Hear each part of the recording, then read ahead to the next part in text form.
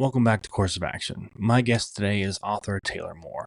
Taylor is a sixth-generation Texan, a former CIA intelligence officer, and he's also consulted with the Department of Defense on theater security, force protection, and counter-narcotics.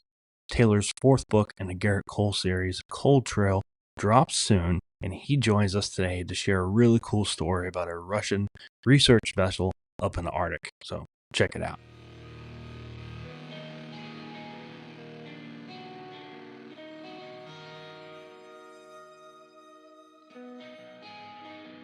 This is the Course of Action podcast, available on Apple, Spotify, Good Pods, and the Reeves Across America radio network. Watch every episode live on YouTube and check out the blog post on jeffclarkofficial.com.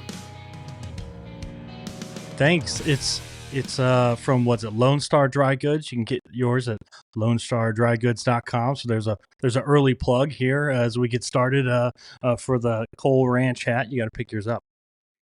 Yeah, no, those are great, man. I've had such a great response from readers about those hats, and I wear them all the time, and so it's great because it's just such a conversation piece. It kind of allows, people are always like, what's going on with that? And I'm like, well, let me tell you. And so it just gives me a nice little intro to pitch the books. Well, I'm a big hat guy because I'm lacking in the hair department. So anytime I can snag a hat, it's perfect for me. No, that's good, especially summertime. It's been a hot one. You're out in Oklahoma, is that right? Yeah, it's been very, very hot out here. It's been we're in a cold front right now. So, and by cold front, and this being in Texas, cold front is nothing right now this time of year. So we had 91 today. Was that a cold front? Yeah. We're kind of in that same cold front because I'm up at the Panhandle, so we're really not probably that far from where you are. But yeah, my kids have been playing tennis. They've been in camp every day, so they got the quote unquote cold front, which was better than 104 or whatever it was on Monday. So I think they'll take it. Yeah, the heat index. I think here was 108 earlier this week, and it was just blazing. Yeah, not fun. What town are you in? I'm in Enid. Oh, Enid. Okay. Yep. Yeah, I don't know how far that is from Amarillo, but how far are you from like Oklahoma City? 2 hours to the south side of town. Oh, okay. So yeah, we're actually probably not that far from you. Yeah, no, probably not. Yeah, I haven't been out to the Panhandle in forever, but you know where Woodward is out there in Oklahoma? Mm-hmm. Yeah. Yeah, we've been out there a few times. My wife has a practice that has another practice out there in Woodward, so we've been out there a few times. What kind of practice? What does she do? She's in dermatology. Oh, okay. Well, that's good. Yeah, that's okay. Well, there you go. Yeah. So Woodward isn't that far from us. So yeah. So how you been, man? It's been a while since we've seen each other. I think it was Thriller Fest last year. Thriller Fest last year, not this year, but last year, and make it this year. Did you end up this year? I didn't. I couldn't go. My son was graduating high school, and we had family in town, and trying to get the pool and some house stuff done. So I couldn't sneak away for it. So I was kind of saving up for, and I'm going to take the family to Disney later this year. So I was kind of choosing, where am I going to spend my money? And I said, I'm going to put it, towards Disney so the kids can have some fun. So it's funny, that's what I was about to say. We ended up going to Disney World. So it was kind of like, do you want to do New York by yourself, or do you want to take the entire family to Disney? And so we made the Disney choice. And so yeah, we just did Disney World right before, and that was the other problem, is Thriller Fest was kind of sandwiched in between that and a family wedding we had. But yeah, we can talk offline later about Disney World because we just had the time of our lives, and so I'm excited that you're going to get to go. If you haven't done it, you may have already done it, but I hadn't done it since high school. So if that tells you anything, it's been a while. I think I did it when I was 2, so that was 38 years ago. Yeah. I'll put it this way: a lot has changed, and it's really, really fun. It's a beating. Don't get me wrong. It's hot and humid, and there's a lot of walking involved and all that, but man, we just came away like ready to go back. Yeah, my wife's we're gonna go there in October, so they're gonna have all the Halloween stuff going on, so my wife is just amped up like you wouldn't believe. Like I think I hear about it almost every day because she's a big Yeah. thriller and Yeah. scary movie fan. So she's looking forward to that. She's showing me videos on TikTok, like, see how fun it is, and I'm like, I'm not a scary movie guy, so I'm like, that looks awful to me. Like, So which one is this that she's excited about? she's excited about, like, I guess they do the Halloween stuff at both Disneyland and Oh, at Universal that's right. Studios. So That's right. I was gonna say I thought it was a particular ride because they have like the oh gosh the Tower of Terror, and it's yeah, just really really fun, man. The kids love that one, and we all did. So yeah, oh we're yeah, the looking forward to Halloween's it. gonna be really cool. Yeah, Yeah, that's gonna be fun. So no BoucherCon either. no, I will be at VoucherCon. Okay, I'll be there too. So we'll have to have some fun over there. Yeah, absolutely. Yeah. Well, let's talk about you, man. Let's first Yeah. kind of get into, how did you join the CIA? What motivated you to do that? And then we'll kind of talk about the writing career after that.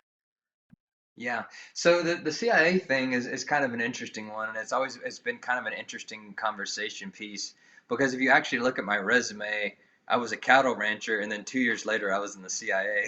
And so people were always like, "How on earth did you go from one thing to the next?" But Right. what I always say is it actually makes sense as I explain it. And so what happened was, yeah, I'd done a variety of things before. My family is into farming and ranching here in Texas, and so if you read the Garrett Kohl books, you'll know it comes from a place of having sort of been there, done that, and but more Central Texas than up in the Panhandle where the book is set. But yeah, so I was ranching with my dad, but before I did that, I had done this sort of solo adventure. I had a job, I worked in Austin out of college, and then I saved up a little bit and went down to South America, and I backpacked around South America. Ended Wow. up going to Antarctica on a Russian research vessel, hiked the Andes, ended up going over the Andes with an Indian guide into Bolivia. So I pretty much just backpacked by myself. I'd make friends along the way, but all through the jungles and over the mountains, and did all this kind of wild adventure down there. And came back and started farming and ranching with my dad, and then decided to go back to graduate school. And so I spent 2 years at Pepperdine getting a master's in public policy with a course emphasis in economics and international relations. And while I was there, I did an internship at the U.S. mission to the European Union, doing international trade work. And so, for those people that don't know what a mission is essentially an embassy. They just call it a mission when it's not to a country, but to like NATO is a mission and all Yeah. that. And so kind of, when the CIA the recruiters came around. I had this background, to include a master's degree with economics and IR. I had worked in an embassy. I had traveled through the jungles of Bolivia. I'd been on this Russian icebreaker in Antarctica. I kind of filled that. There were certain things they look for, and I kind of had those things. And then beyond that, you have to do essentially what I'm doing right here now. I mean, you got to be able to communicate with people. You got to be able to present yourself well, and you got to be able to write. And so, as a writer, obviously, that's what I do. And so, put all those things together, and that's how the CIA worked out for me. And you may get into it, but I did, as a writer, it was a great thing because I did both sides. I started out as an analyst and then I moved into operations. So I got to go through both of those training programs and got to see both sides of those. So, again, as a writer, I got to have both those experiences that have sort of that find their way into the book series.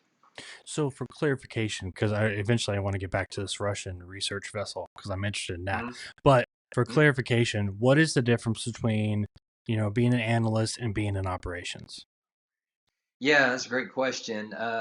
People always kind of lump the CIA all together, but since we're talking about books and we're talking about fiction, I would say the best way to, if you want to think about it, most people know the Tom Clancy, Jack Ryan characters, the original Jack Ryan and the Jack Ryan movies that we grew up with. That's your traditional analyst, and an analyst is a person that is a subject matter expert.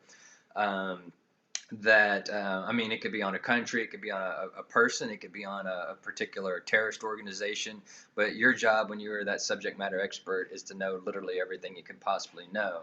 And so you're getting in all the ints, whether it's human, SIGINT, MASINT, whatever the ints are. OSINT is a big one, open source.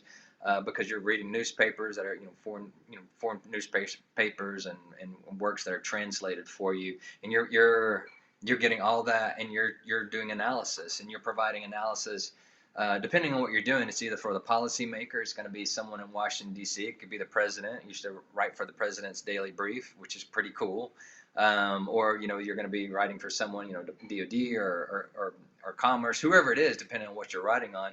Or if it's in a war zone, it's going to be for the warfighter. You might be an analyst writing for, from the commanding general all the way down to, tactical level people that are going after a particular terrorist target. So you are that subject matter expert, and that's what you do on the analysis side. So a lot of people think, and it's a great question because I think sometimes people think, oh, well, that's boring or that's not as cool as the operations stuff.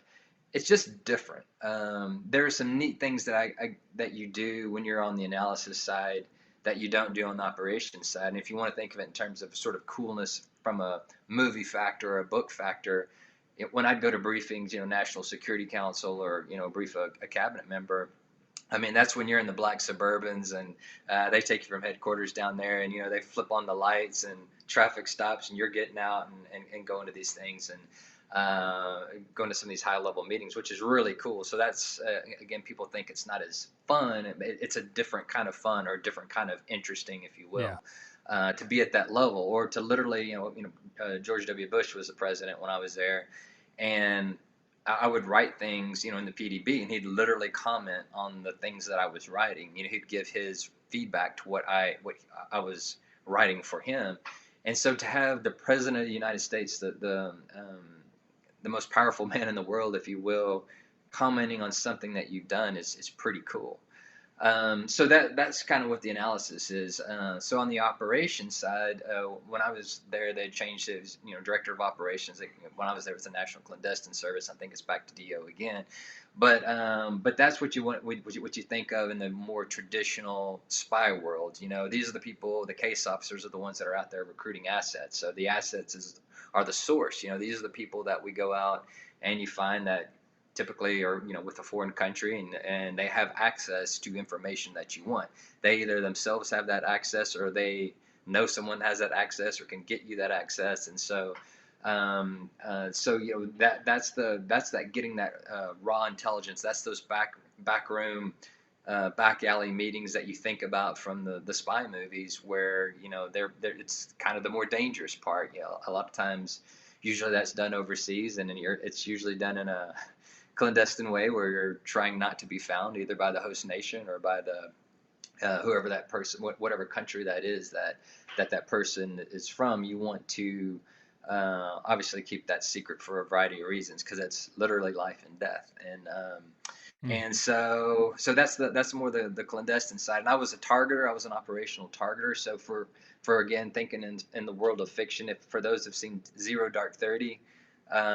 That's the Jessica Chastain character. She was an operational targeter. So you're kind of this mixture of an operations person and an analyst. You put those two together because you're still thinking analytically. You're trying to put together the puzzle pieces. You're getting all the ints together, and you're forming a targeting package. So that package could be for kill or capture if you're thinking about somebody like bin Laden or a terrorist target, or it could be targeting for recruitment. If you're looking at some high level person in a foreign government, you want to get access to those people. You're working every asset that you have, you're working every int, and you're trying to find a way to get access to, say, a scientist who's working on a nuclear weapons program in a foreign country. So that's what I did. Now, that was just my particular role in that piece of the puzzle. And how long were you in the CIA? So I was there for about 4 years, and then ended up leaving and going doing contract work with the military. So I was doing intel for about 10 years, I think, total, but 4 years with the agency. Okay. I see a lot of Yeah. people leave the CIA, but you don't hear about a lot of people retiring from the CIA. Does that make sense to you? Is that common? Yeah, yeah, it's real common. Um, it's a hard, I get the question a lot. People say, "Why did you leave?" Because it's so hard to get in. And I always jokingly say, I gave this answer one time when I was in a public setting. My wife said, "That's a terrible answer that you gave for that." And only a spouse can really tell you that kind of thing. I don't even remember what it was, but I think I just boiled it down to like one thing. And so I thought about it a little harder. And so leaving the agency wasn't easy, but any big life decision, whether it's getting married or having kids or choosing a career path, there's a lot of factors that go into it. And so you bring up a point that it seems like most people leave, and now that I'm thinking about it, I only have one friend, best friend that's still there, and it's a hard life. It can be a very hard life. It's all consuming. It's all encompassing. Um, Everything you do is revolves around the agency. All your friends, usually that's why people get married there, because it's so insular. It's such a that's just the way the way it is. For better or worse, some things that are really nice about that, because you make these true friends that almost become family, which is cool. And I still have lots of really close friends that I met there, but everybody has kind of moved on. So that's a problem, is just the sort of intensity of that kind of work. And to really, especially if you're in operations, if you want to rise in the system, you really need to be, you got to be hard charging. And which means that, you need to be in war zones. You need to be kind of running to the guns. Mm-hmm. Checking the boxes. Um, yeah, checking those boxes. And that's not a, I don't want to pose that like that's a bad thing. No, no, But no. for me, and this is just, yeah, for me, this was just a personal thing. I was a single guy at the time, but I knew I wanted to get married. I knew I wanted to have kids. And I'd look around at guys, divorced, one, two, couple times. And I just didn't want that. It's kind of like the military. You're in the military. That can be a very hard lifestyle. Yeah. And it's just, it is what it is. If you're going to a war zone, you're just gone. And that spouse is left to sort of, and so the CIA can be like that. It doesn't have to be like that, depending on where you are, but kind of where I was, that's sort of the name of the game. And so for me, a lot of it was, okay, I think I want to have a normal life. I want to, and I had that opportunity to come up with contracting to sort of be in the mix and intelligence, but sort of step back and go, this isn't my life. This is a profession, but this isn't my life. And so I had an opportunity to come back to Texas, make more money, Mm. back in my home state, be near family, be near, we have land, and so that was it. The other thing is, living in the DC area, you may or may not have lived there.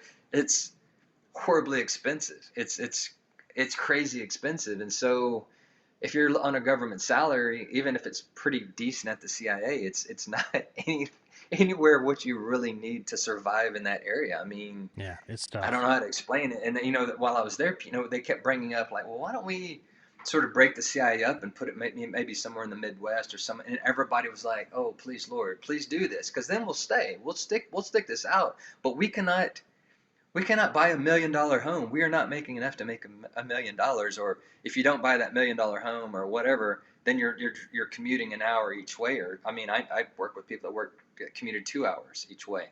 So there was a lot of factors that play in that just make life hard, Yeah. when you're there. And so that was another factor. I know it sounds kind of funny, like, oh, it's the No. commute that, Well, but no, but no. but I've known people that worked at the yeah, Pentagon that, they lived off of reading books and audio books, and some of them didn't even have cars because, it was just public transportation an hour and a half in because they couldn't afford to live in DC. And these were not yeah, like run of the mill average, NCOs. I mean, I was talking, 05s, yeah, 06s, colonels yeah. that were like, I live I outside know. the city because I can't afford it. And it's like, has Yeah, DC really gotten that bad? Yeah. it is. Yeah, it It is has. that bad. Yeah. So I know that's a long answer, but instead of just saying, "Oh, I felt like it," and to be honest, there's times, I don't want to say I regretted it, but I still think about it. I still think, well, what if I would have stayed? What if I would have done this or that, or taken this route? And I still have, to this day, I have, people have recurring dreams. I still have that one where it's the last day of college and somehow I didn't study for the exam, all those kind of things. But I still have a recurring dream, and I'll have it probably 3 times a year while I'm back at the CIA, and they're asking me. I'm like sitting there, and they're like, well, what do you want to do? Like, what job do you want? Where do you want to work? What part of the? And that was such a big deal while I was there. It's such a stress that to this day, as an almost 50-year-old man, I still dream and have anxiety over where I'm supposed to be there. Wow, that's crazy. Yeah, I find myself every now and then running across combat boots when I'm like scrolling on Instagram or Twitter or something like that, and I go, oh man, I miss combat boots sometimes. Like Yeah, I miss yeah, just wearing yeah, camouflage, going to work, and keeping it yeah, simple. And now I got to think of what polo shirt am I gonna wear with what pants, and I got to match, and my boots yeah, work with this one, and blah blah blah. I'm like, it was so much yeah. simpler back then. So much simpler, but anyhow, so. so that's how it all went down. But no, that's how Nice. I ended up. Let's go back to the Russian research vessel, and Mhm. let's talk about that, because I not only Russian research, but it was up in Antarctica. So Yeah. how did you get into that? How did you stumble across that opportunity? In the most ridiculous way possible. I was down in South America. I was living in Argentina, and I was out drinking beers with some of my friends, and we had newspapers. This is back in the era of newspapers, and somebody had one, and I literally flipped over a newspaper, and it said Antarctica, and it said call this number if you want to go to Antarctica, and of course we're having beers, and I was like, I'm gonna do that, and everybody laughed and laughed. They're like, yeah, right, you're gonna go to Antarctica. I was like, I'm gonna go. And so I took that thing. I called the phone number, and these people said, "Okay, we'll come over to our house and talk to us about it." So it could have been, murdered and killed down in Yeah, South America, come and over to some, our like thing house. to trick the gringo into, South America. But but no, that was this really beautiful couple that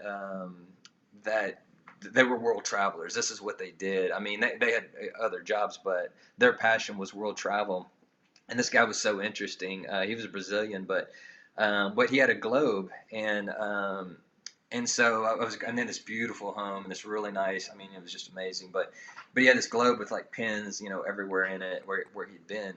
And I was like, and his name was Gunnar. I said, Gunnar, have you been here? Have you been here? And finally he stopped me. He said, Taylor, he said, I've literally been everywhere in the world. He goes, there's only one place I haven't been. I said, where? And he goes, I haven't been to space. And he goes, but I'm going. He goes, I've already booked passage. This is in 1999. And I Wow. thought he was crazy, but here we are 25 years later. Yeah, He was a bit early. I don't know. I need to ask him, like, what company was this? Was this space, who was doing this 25 years ago? exactly. But there were people thinking about space tourism. He said, that's the only place I haven't been. He'd literally been everywhere. But he got me excited about it. And so I ended up going down to I got to go a little bit cheaper. I went half price because they were trying to fill the boat. So I wasn't. It was a Russian research vessel, but they take passengers. So there was an actual tour. So I wasn't working on the boat. Um, but yeah, so I got to go half price. So I didn't have. Yeah, I'm just like backpacking around South America. So I didn't have any gear.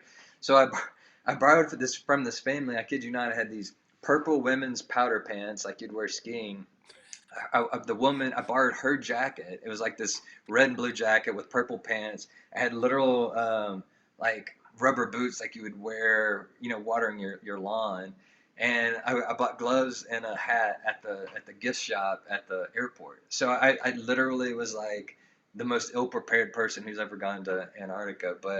And I had to throw away like disposable cameras. So I get down, everybody's got this awesome like Patagonian North Face. These like zoom lens camera, and I'm like Yeah. the biggest hillbilly on the planet that happened to show up. But I had the most wonderful time ever. It was a great experience. I met really cool people, and no, it was wonderful. And it was so bizarre because it was went down there during their summertime, but the sun never sets. So we partied on the boat one night, and like literally you're out 3 4 in the morning and it's daylight, and so it just unusual experiences. We talk about the Russian thing. That was, again, this is pre CIA. This is just me going on an adventure, but it was straight out of a James Bond movie or something, because the captain was this really grizzled, gray haired, steel blue eyes, just like weathered face. And I remember going and talking to the captain and just making conversation. I was like, well, tell me about the boat. Like, what, he's like, oh, this is the Sergei Vavilov, and Sergei Vavilov was a colonel, and blah blah blah in 1941, and he did blah blah blah. I was like, yeah, okay. I was like, well, but about the boat, like, what do you guys do when you're not? He's like, Sergei Vavilov went on to Moscow University. I mean, like, whatever it was name, rank, and serial number. He would not tell me anything about the vessel, and so that was kind of wild. And then you had this one of the housekeepers was this really beautiful Russian woman. I mean, beautiful, like model good looks, but she was also a bodybuilder. And so I'm kidding, she had these muscles that you just couldn't believe. And I was like, this is this is the girl that James Bond hooks up with, and then she like tries to kill him after. I mean, this everything. And then the cook was this like tall blonde with long hair, like Nordic, real good looking guy, but real buffed. I was like, this is the guy who's throwing knives at James Bond. So everything about that whole experience was just completely wild, straight out of a movie. So That is wild. I think it's sort of, as a guy who later becomes a writer, it's always sort of in you. You probably know that you're always sort of taking notes of these things, and you're sort of creating the story in your Oh head. yeah, And so yeah, the Russian thing was really really fun. that's crazy. That is a Yeah, crazy, crazy story. And Antarctica of all places, like people don't just go there. Like I know. it's almost very dangerous, and you kind of go, why would you do that? Like, Well, I knew my parents would freak out, so I didn't tell them that I was going. Of course, they're back in the States, and so I literally called them from Antarctica, and I called them on the boat, and I just called. I was like, "Hey, Mom, this is Taylor. It's just costing me like $50 a minute, but I'm in Antarctica right now. Everything's good. I'm fine, and love you. I'll talk to you later. Bye." And just hung up. And so my poor parents. I mean, I hope my kids never do anything like this to me, but yeah, but karma's that was gonna come just. back around, my friend. I know it will. I know it will. So no, that was wild. And but that Brazilian, he told me this thing, and when I was meeting, he said, "Okay, you're gonna do this." He said, "What are you gonna do afterwards?" Like, I don't know, come back. He goes, well, you should really. Why don't you just backpack around? Like, just backpack around. He's like, you should do this and go up here and go up to Bolivia and go to Peru. And I thought, man, are you insane? Like, I'm just this one guy. How am I gonna backpack around through all but for some reason I did. For some reason I took him up on the request, and I kind of the way I did it in my head. I was like, okay. I was like, he said, well, there's this cattle boat that will take you from the southern part of Chile up to the middle part of Chile. He's like, you could do that, and then you could just come back over the Andes into Argentina. I was like, okay, I'll do that. That sounds reasonable.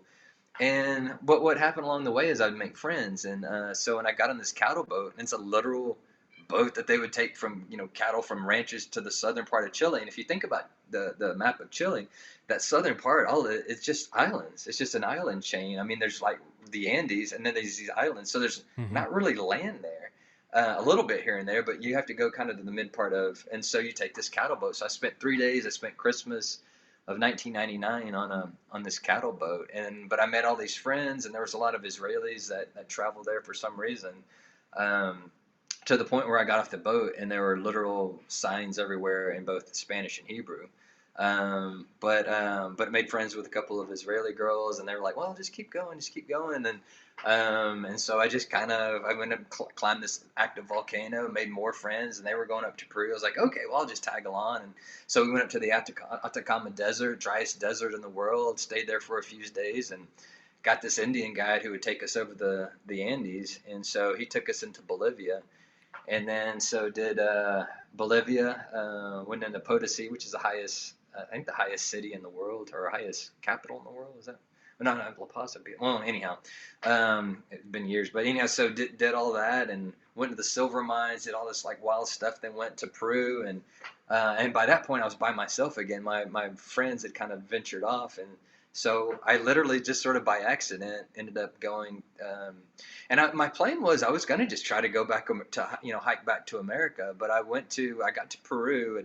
I hiked the Inca Trail, and then I was going to go up through Ecuador, and I think there was a coup at the time, and so I thought, well, that's not a good idea. So I just turned back around and came back in Argentina, came back, but I ended up kind of getting lost in the jungles of Bolivia. Um, this I kind of got tricked. They told me there was this direct route on this bus line, and it ended up being like I don't know if you remember the movie *Romancing the Stone* years ago. It was well anyhow back in the '80s, but it was like what it was. Yeah, me in the jungles, chickens, like rocking. I mean, at one point I'm out in the jungle, like putting sticks under the tires to get the bus through the mud. And no, I don't. And people were looking at me Wow. like, "What are you doing here?" And I was like, "Oh, I got tricked." And so 3 days later, I make it out of the jungle back to Argentina, the civilization. But yeah, it was a while. So again, back to my how did you end up in the CIA?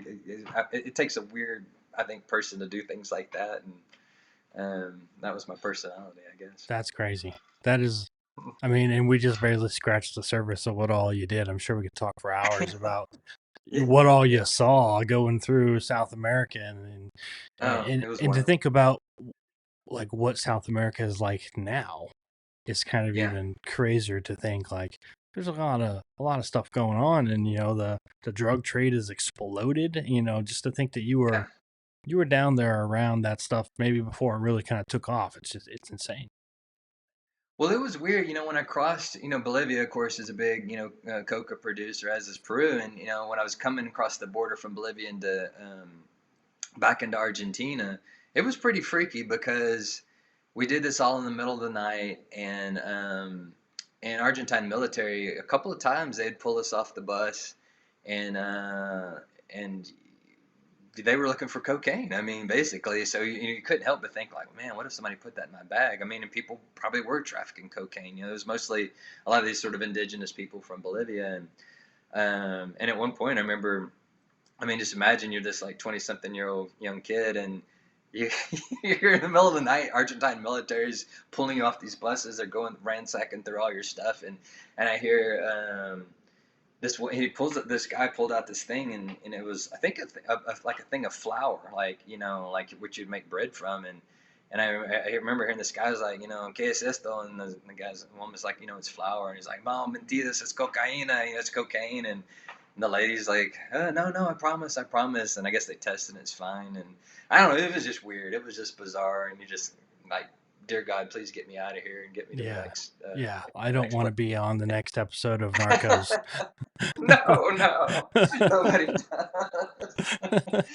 So no, but the funny thing is, the next place I went, it was my family ranch next to and farmed a ranch next to a place that was owned by the Benettons, Benetton clothing, and but the guy that ran that place was working for someone else who had a place down in Argentina, and so we talked to him. He said, "Oh, you got to go stay at this like tobacco plantation," and so I was like, okay, yeah, yeah, I'll go do it. Well, I went down there and I stayed for 3 weeks. I had my own house, I had my own cook, my own everything, swimming Wow. pools, polo horses to ride. So I went from like literally like bouncing around, for 3 days in a bus with the chickens to living in the lap of luxury. So it all kind of worked out in the end. That's crazy. Let's talk writing and how you became an author. When was that moment for you where you're like, I'm gonna write a fiction book? So I wrote my first book in 1990, no, in the year 2000. Years and years and years ago. I was ranching with my dad, and it was one of those things I'd kind of always been interested in, but it was more like a bucket list thing, like, can I write a book? Could I do this if I sat down and to do it? And so I'd wake up every morning and with my laptop and just sort of write. And so I wrote a book. I wrote this sort of, it was a kind of Civil War era, um, more of a book, I guess, like a young adult, young fiction, that kind of a thing. That Yeah. it was kind of like the story I would have wanted to read when I was a kid. And so I wrote it. And I was like, "Yep, did that," and never really thought much about it. And it wasn't, and I would write a little bit here and there, but I ended up going to grad school, and then when I was at the agency, you're writing so much and you're thinking so much, and you're always so tired. I just didn't really have the intellectual capacity to sort of add one more thing in. So it wasn't until I got out of the intelligence community and I was living up here in Amarillo, and I became an oil and gas landman. And so while that job had its own unique challenges and was difficult, it was more deal making and just being out there and just getting stuff done and getting rigs placed. But it didn't really challenge me in that intellectual way, like analysis would do or something. Or Hmm. so I was encouraged by one of the writers. So one of the first ranches that I started drilling wells on was a guy named John R. Erickson, who does a kids book series called Hank the Cow Dog. I don't know if you've ever heard of it, I think I but have. no, it's a pretty big deal. And so he encouraged me to start writing again. So I did. So I'd take my laptop and I was sitting there waiting for a meeting, or if I was having lunch, I had my laptop out and I was out there just again writing. So again, for me, that was just sort of a release. It was just something fun to do. Never thought about doing this for a living. And then what happened was, as the in the oil industry, as you ride the bus up, and I rode it, or the boom, and I hit the bus with it. And so I went a little bit longer than a lot of people in the oil industry. Of course, you're in Oklahoma, so you're all too familiar with that. But Hmm. um, but once I did, I was like, okay, well, I did end up doing some farming and ranch real estate for a little while. I didn't really nothing happened there. But I was always writing, and so my wife was the one who encouraged me. She said, "Do you want to really give this a shot and see what could happen?" And it's like, yeah, let me give this a shot. And so that's when I got serious about it. And I had fortunately been introduced to these ladies that became my mentors and really close friends. Jody Thomas and Linda Brode, both New York Times best-selling romance writers that were here in Amarillo, and they saw my writing, and they invited me into their critique group, and they really took me under their wing. They said, "You've got a story, you can write, but there's some things we need to help refine you and polish you and get you to where you need to be," and they did. And so that's kind of how I started, you know, writing full time. And now you're about to release the fourth book in the Mm-hmm. Garrett Kohl series, Cold Yeah. Trail. You got Downrange, which was the first one, Mm-hmm. Firestorm. Ricochet was out last year, which was fantastic. All of them were great. Thank you. And now Thank Cold you. Trail, Yeah. which I'm really excited about. And I don't know how much you want to answer. If it's too spoilish, you can tell me. Yeah. But on the Yeah. cover of this one, he's carrying a longbow, which I think is Uh-huh. really interesting because in the first two, he's got a gun. In the third, he's kind of got his back towards things with the train, looks like it coming on. And then now it's cold. It's completely different looking cover almost. It's very cold. It's Yeah. got a longbow in it.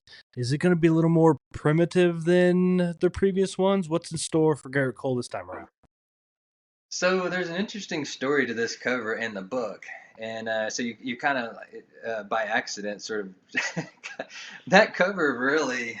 Um, Let me think about this. It never really that scene was sort of cut from the by my editor, was cut from the book. Really?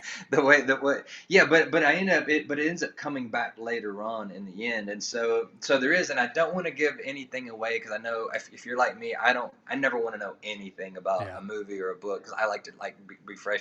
But it does come back into play. And so the funny thing is that originally how that was done, and when I gave them the designers, that was a totally different scene that never made it in the book. But I ended up sort of rejiggering some things at the end to make it back into the book, which I think is fun. So it gets, yeah, you're right. It gets a little more primitive, not on purpose, but sometimes you just got to do what you got to do to get the job done, and that's where that's where Garrett finds himself.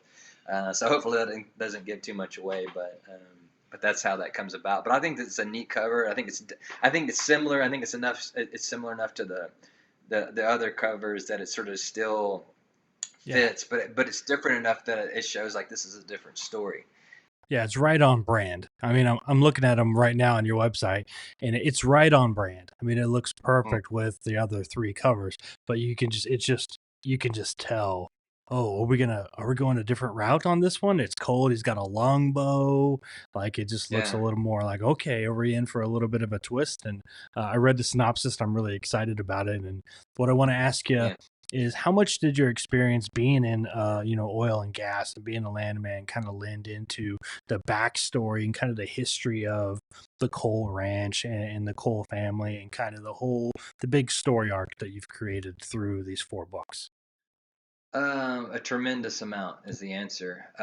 More so even than my CIA or defense contracting background or anything else. I think being a landman is what really shaped the series.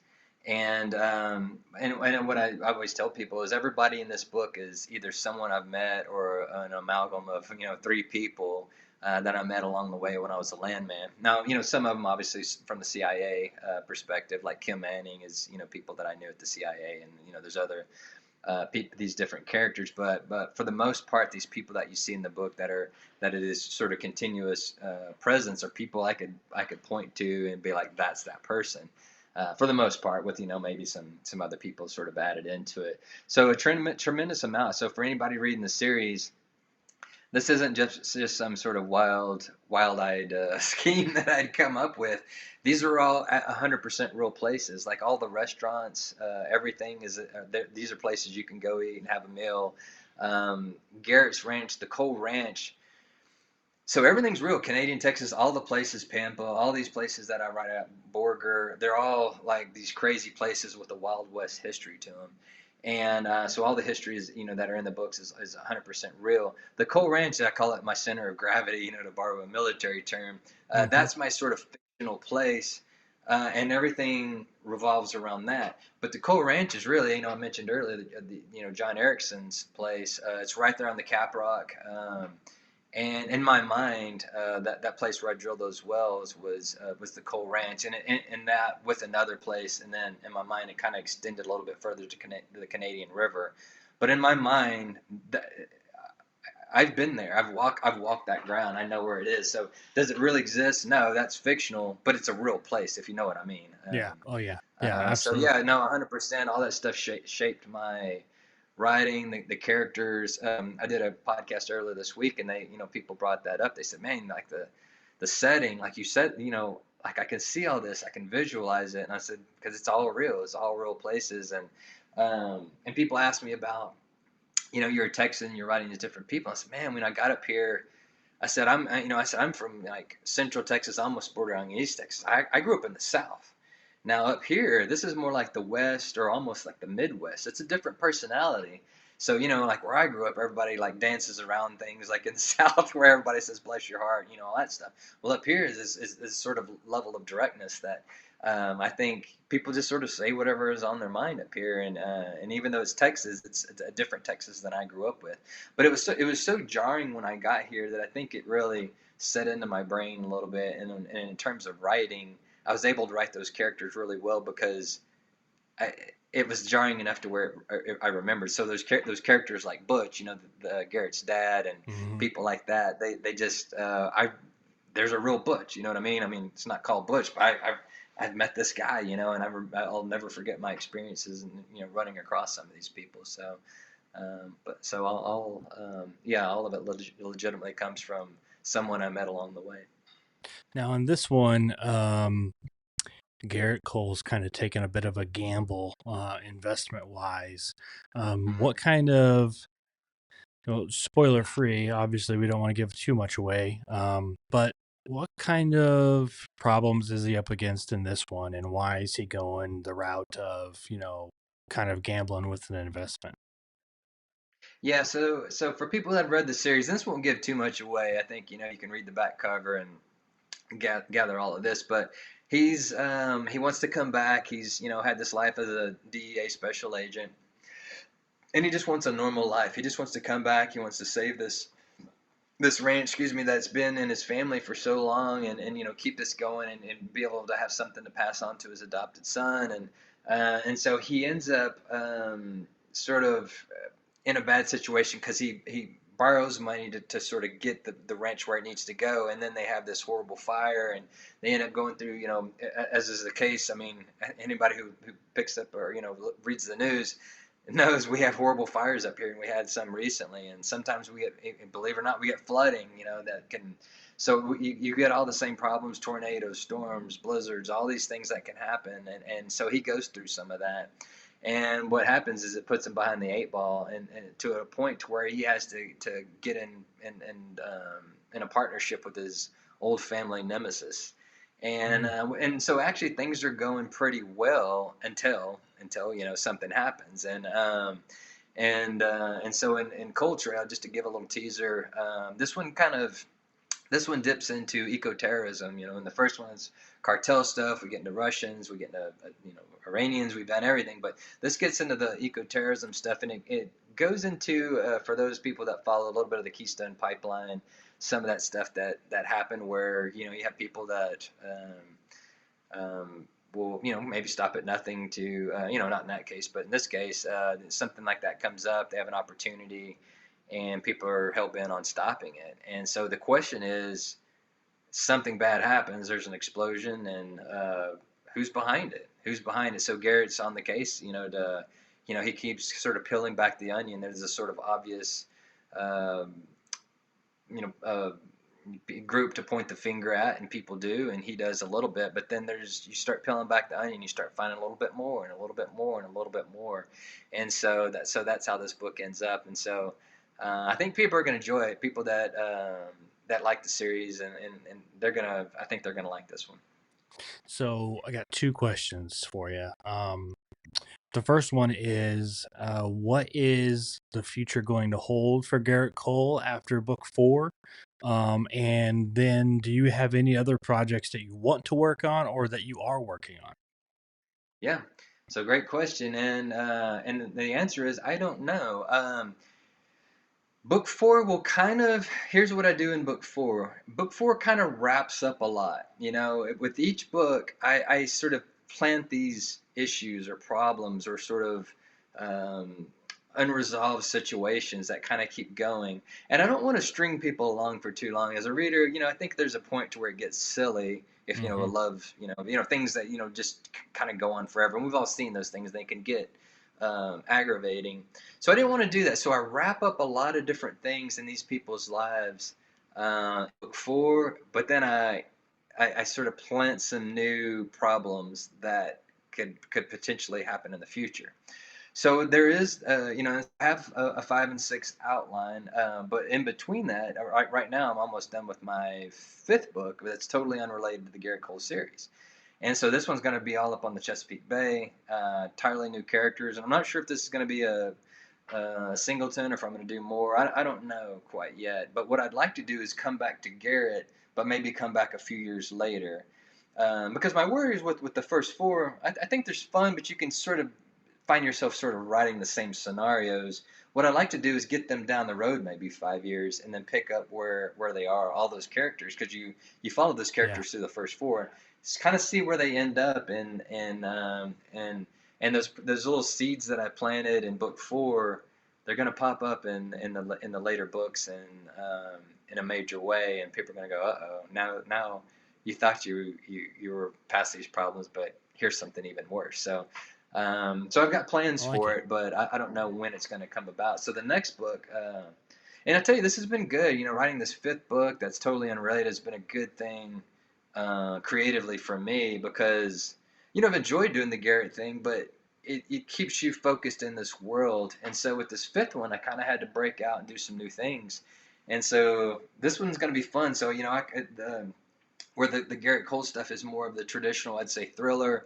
It's like it's a strange, you've read them. It's a neo-western mixed with an operator thriller. It's Mm-hmm. kind of this strange mashup of different things that, believe it or not, are all real things that happen here. I just kind of happen to put them into fiction. But this fifth one is going to be different. It's more of a mystery, and I call it.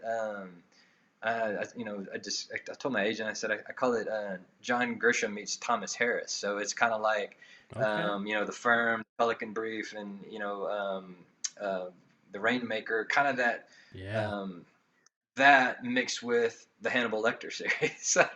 And I know that sounds odd, but there's going to be that sort of element of a Grisham, this sort of innocent person who's just trying to be a good human, gets wrapped up in this conspiracy and this murder investigation that's going on unbeknownst to them, that they get wrapped into it all of a sudden, and their life, of course, goes to hell, and they're just trying to fight their way out of it. And so there's going to be some fun things. There'll be a few little twists and turns that. So I don't venture too far away. I still have the CIA stuff because that's my the military stuff. That's just Yeah. where my headspace is. But it's not going to be the bullets and bombs and more the thriller. It's going to be more of investigative, and it's a little bit of Nelson DeMille too. He's always been a Ooh, favorite of mine, and so a little bit of like Plum Island, The General's Daughter. nice. That kind of investigation of like Yeah. what's going on. There's a cover up. What's in this facility? What's going on over here? Why do they not want us to see it? And so there's going to be that, and almost I don't call it supernatural, but it's almost like where science meets the paranormal, because it gets into Okay. the brain and gets into some things that DARPA is working on, and so it's Ooh. going to be fun. I've had so much fun writing this book, and it's almost done, and so Got a release date? nothing on it yet. So yeah, so we'll see. So we'll see once I get it submitted what they want to do with it. Very cool. So, potentially a 2025 date, something like that. You could see a new book by you. I think that's really cool. It sounds awesome, and I think it's good to branch out. That was some advice I've Yeah, gotten lately is, you know, why don't you try writing a mystery, a murder yeah. mystery, a pure thriller, put the bombs and bullets away, put the intelligence away, and just challenge yourself to write. to write something like that. And I was like, cool. I came up with this really cool idea. And my wife is really big into, the girly, the girly books, the spicy books, and the mystery thrillers and all that. And she was like, I was like, hey, give me a couple of those. Let me do some research. And Yeah, everything's in the first person. And I was like, oh, I yeah. don't want to do that. And then I went on Amazon. I'm looking at the top sellers list, and it's like first person, first person, first Yeah. person. I'm like, ah. So I'm really challenging myself now because I gotta try to do that and put myself in those shoes every time you write a new chapter, you do a new POV. But it's almost kind of refreshing to do something new. It is, and so I've enjoyed this, and I think I didn't do first person, although I tinkered around with it. The problem is I love writing multiple points of view. Mm-hmm. My favorite, people ask me all the time, and I always should say, books are my inspiration, but a lot of times it comes from I loved all the you mentioned Narcos earlier. Narcos is probably one of my all-time favorite. With Yeah. Narcos Mexico or the original. I mean, I love that multiple points of view, like where you're seeing the story, and then it all comes together in Yes. the end. I just love it. To me, that's just heaven for me in terms of fiction, where you see all these people and you're just going, what about this guy? Oh no, what about him? And of course you've read the books, so that's how I write them. You Yeah. see these things like, how is this ever going to match up with this? Well, it will at some point. Just give it some time. And so with this other one, I kind of kept it because I wanted multiple. I want people to see a murder play out and then something else and go, how on earth is this going to come together? And then like, oh, I bet this is gonna, oh, I bet this is gonna, I bet they're gonna meet over here, that kind of thing. But no, I need to do the first person.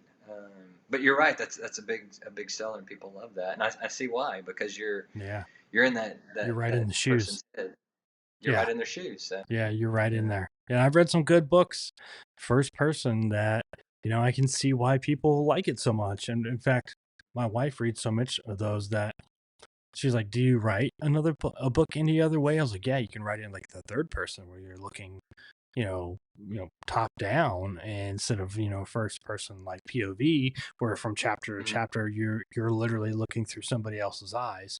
She was like, "Really?" I was like, "Yeah, that's how a lot of books in like the military thriller, intelligence, Mm-hmm. spy genre are done." So Yeah. it's crazy to see the difference between the genres. But it Yeah. works so well over there that you're like, Mm-hmm. this is insanity. Like 70, 90,000 views or reviews on Amazon, just on Amazon. You're like, this is I know. insanity, the amount of books that they sell first person, but Yeah. it works. Yeah, it does work. So no, maybe that'll be my next one. But I don't know. Right now, but it's different. It's different. It's fun, and it's fun for me. When I start a series or something, I'll, go to the library and I'll just pound through books. I'll just get a thing, and I go back to what I call the classics. I guess they're not the classics, but I mean, I've been reading Stephen King and Dean Koontz and John Grisham, and you just Yeah. some of those guys that have done it so well, and try to like think, okay, what are they doing? How can I incorporate what they're doing? And again, going back to the Thomas Harris stuff, the Hannibal Lecter series and all that. I mean, they're old ones, but they're class Oh, yeah. Great they're books. household names for a reason, right? Yes, yes, they've done something correct. So you gotta Well, tip your hat to that for sure. Well, it sounds interesting. Before I let you go, where yeah. can people go to find more about you and stay tuned so they can hear about Garrett Cole 5 and 6 and this new book you got coming out? Yeah. So TaylorMoreBooks.com. I always send people to my website. In fact, I just got a new website as of last week, and I'm really proud of it. So yeah, check out TaylorMoreBooks.com and look. And so I'll be, of course, all my social media is on that. So follow me on social media, and you can see where, any big announcements. Coming out, I'll be posting those, and then whether it be book tour or whatever, whenever the book's coming out or specials and all that kind of stuff. But no, I say go to the website, check it out, and you can find more about my background, more about the books, and again, yeah, follow me on social media, and that's where I'll keep you informed. Well, Taylor, it's been a pleasure, man. Thanks for coming on and doing this. We'll end the recording here, and we'll catch up here in just a minute. But thanks again for doing this. No, thanks for having me on. Appreciate it.